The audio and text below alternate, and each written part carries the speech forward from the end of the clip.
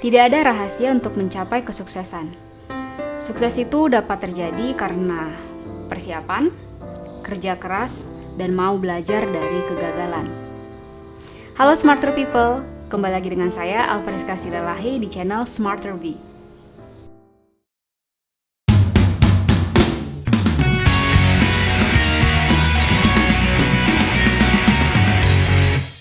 Halo, kembali lagi di seri kuliah Sistem Microcontroller.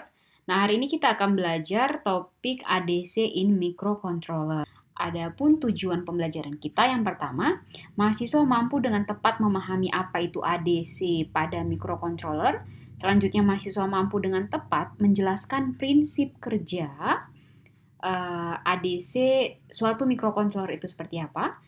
Kemudian yang ketiga, mahasiswa mampu dengan tepat mengetahui variabel-variabel utama sebuah ADC. Yang keempat, mahasiswa mampu melakukan konversi sinyal analog ke digital. Dan yang terakhir, mahasiswa mampu melakukan suatu program ADC pada AVR ATmega. Kemudian, sebenarnya apa itu ADC? ADC atau kepanjangannya adalah Analog to Digital Converter, merupakan suatu atau sebuah sistem yang berupa rangkaian elektronik dengan fungsi untuk mengubah sinyal atau tegangan analog menjadi sinyal atau data-data digital. Perubahan ini bertujuan untuk apa? Tujuannya untuk mendapatkan data sehingga mikroprosesor atau mikrokontroller lah kita katakan dapat mengolah data tersebut. Data-data digital hasil pengubahan ADC ini merupakan representasi dari masukan yang berupa tegangan analog. Seperti itu. Dan pada microcontroller ini, ADC juga digunakan untuk berkomunikasi antara microcontroller dengan piranti-piranti eksternal atau sensor yang memiliki gelombang sinyal keluaran berupa gelombang sinyal analog atau sinus. Selanjutnya ini adalah salah satu contoh tampilan gambar Arduino Uno dengan beberapa penjelasan bagian-bagiannya. Nah, untuk ADC-nya itu, ini ada di bagian, kita bisa lihat sendiri, itu ada di sini. Ini bagian analog inputnya. Kalau untuk digital ada di part sini. Kemudian, ADC dalam pembahasan kali ini, kita akan fokus pada ADC yang memiliki microcontroller keluarga AVR ya, bukan yang lain. ADC microcontroller keluarga AVR ini memiliki ADC 8 bit dan 10 bit, kemudian dengan tegangan referensi yang dapat diatur oleh keinginan programmernya.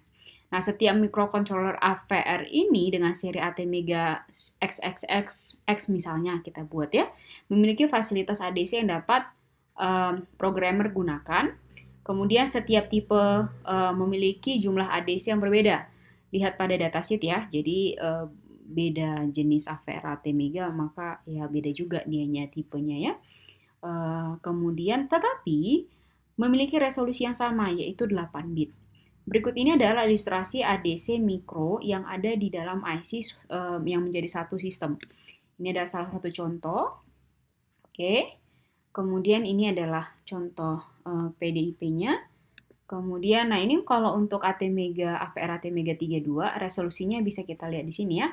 Resolusinya 10 bit. Tadi dijelaskan di sini kalau tidak 8 bit ya 10 bit. Kalau 8 bit itu misalnya ATmega 16, kalau ATmega 32 itu 10 bit. Kemudian akurasi mencapai kurang lebih 2 LSB, memiliki 8 kanal ADC. Kemudian rentang tegangan inputnya itu ya 0 sampai VCC-nya berapa. Kemudian tegangan referensi internal itu harus 2,56 volt. Terdapat dua mode kerja yaitu konversi tunggal dan juga konversi terus-menerus. Ini untuk konfigurasi ADC pada microcontroller ATmega 16. Nah jadi di analognya itu kalau misalnya kita pisah segmennya itu ada di pin PA7 sampai PA0 atau kita balik PA0 sampai PA7, pin nomor 40 sampai 33. Nah, kalau ini di zoom itu adalah seperti ini bentuknya. Mulai dari kalau misalnya kita lihat di sini AVCC, kemudian di sini RF-nya, sini bagaimana konfigurasi semuanya. Kemudian, nah ini adalah blok konfigurasi internal ADC microcontroller secara keseluruhan. Bagaimana proses ADC-nya sampai nanti bisa ada ADC multiple outputnya.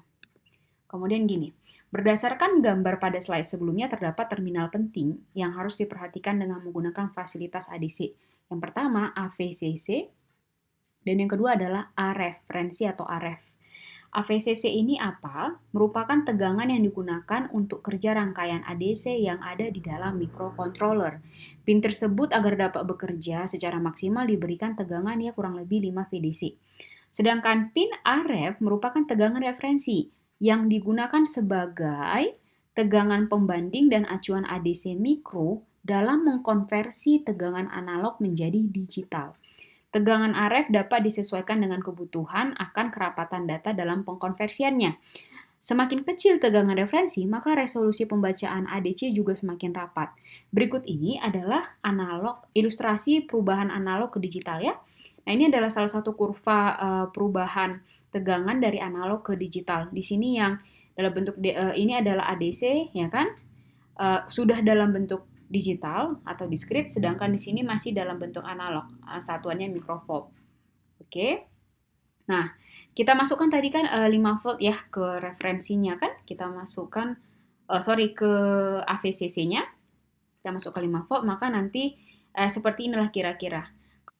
Selanjutnya, penjelasan gambar di atas terdiri dari dua bentuk sinyal, yaitu sinyal analog dan sinyal diskrit, yang nanti akan dijadikan data hasil konversi digital. Jadi, ini belum sampai ke digital ya, nanti akan dikonversi lagi, jadi memanfaatkan sinyal analog. Setiap sensor itu kan pasti dia akan menghasilkan sinyal analog dulu sebagai inputan, maka akan diatur oleh microcontroller. Nah, dari microcontroller ini supaya bisa dikenali dan bisa menghasilkan suatu output, maka dibutuhkan ADC. Nanti hasil dari ADC ini merupakan data digital. Perubahan tegangan masukan analog tersebut menjadi digital memperhatikan beberapa variabel. Yang pertama, V dibagi dengan AREF yang menentukan kerapatan resolusi. Jadi ini nanti dibagi hasil perbandingannya merupakan rumus dari kerapatan resolusi atau tinggi step diskritnya. Jadi tinggi setiap stepnya. Oke. Nah, yang kedua, tipe kemampuan pengolahan ADC yang digunakan. Jadi memang setiap beda microcontroller akan berbeda tipe kemampuan pengolahannya ya. Semakin mahal biasanya sih semakin bagus tipenya. Tapi bukan berarti yang murah tidak bagus sama sekali. Kemudian tipe ADC pada keluarga AVR microcontroller seperti di atas telah dijelaskan, yaitu 8 bit. Jadi sebelumnya memang saya sudah ada jelaskan spesifikasi yang 32 bit ATmega 32. Oke, ini yang 10 bit. Tapi di sini kita pakai yang ADC 8 bit, berarti yang ATmega 16. Nah, apa sih gunanya kita menghitung kerapatan perubahan sinyal diskrit? Nah, kita perlu menghitung kerapatan pengubahan sinyal diskrit ini. Kenapa tidak bisa langsung dari analog ke digital aja? Kenapa harus ke diskrit? Alasannya seperti ini. Guna menghitung kerapatan perubahan sinyal diskrit perlu memperhatikan dua faktor. Misalnya terdapat beberapa contoh sebagai berikut. ADC 8 bit ATmega 16 menggunakan tegangan referensi sebesar 5 volt DC. Berapa resolusinya? Nah, jawaban dari pertanyaan tersebut adalah resolusi diskrit. Tadi kan kita bisa pakai tuh rumusnya AREF per... Oke, kita pakai rumus AREF per 2 pangkat 8 dikurang 1. Oke, karena dia 8 bit, jadi kita pakai 2 pangkat 8. Nanti kalau dia 10 bit, maka 2 pangkat 10. Nanti AREF-nya kita pakai tadi 5 volt ya, 5 volt DC. Hasil di ini 2 pangkat 8 dikurang 1 adalah 255 sama dengan 20 NV. Nah, tadi kan kita pakai yang 8 bit ya, ATmega 16. Kalau misalnya kita lihat gambar, itu ada 20 nggak? 1, 2, 3, 4, 5, 6, 7, 8, 9, 10, 11, 12, 13, 14, 15, kurang lebih 15, tapi dikasih putus-putus berarti masih ada lanjutannya. Nah, sehingga besarnya step diskrit terjadi perubahan pembacaan data digital setiap kelipatan 20 milivolt, seperti pada gambar di atas, atau di samping lah kita katakannya. Setiap kenaikan tegangan masukkan 20 milivolt, maka akan mengubah data digital satu tingkat lebih tinggi. Kalau kita lihat di sini, atau lebih besar, itu data yang ini.